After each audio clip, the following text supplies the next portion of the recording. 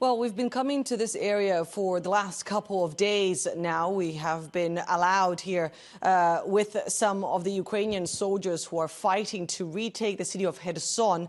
Kherson is to the southeast of where I'm standing, some 60 kilometers or so from here. It's the first city to be occupied by Russian troops, and it represents the focal point of the fighting here in the south of Ukraine. We are now in a military barrack. I cannot show you around because we cannot identify this place, but we are safe in a safe area. These soldiers have been telling us that from here, some 30 kilometers is the line of contact. We were allowed close to that line of contact yesterday, not to the front line itself, but to the second line of defense. That's where troops are amassing and trying to prevent Russian troops from regaining territory. And what we've seen is really towns and villages scarred by fierce fighting. We also met civilians stuck in these areas saying that they have nowhere else to go to, that they are staying put. They don't want to give their homes, their lives away. We also spoke to these soldiers who, despite having fought for almost 3 months now, remain in high spirits, saying that they are able to hold ground and in some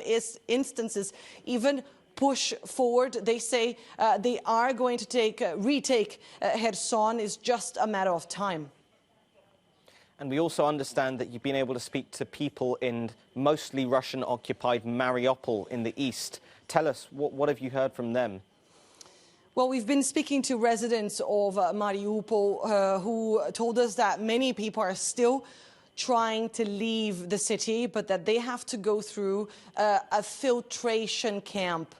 The woman that told us this said that she doesn't need to go through, she's older than 60, but that every woman under the age of 60, as well as all men, have to go through these filtration camps and be interrogated to be able to leave. She also said that some residents started to go back to Mariupol, those who left the city but were in surrounding areas also occupied by Russian troops. She said that now people are getting some humanitarian aid. They have access to food, but that water, clean water, is still very difficult to find.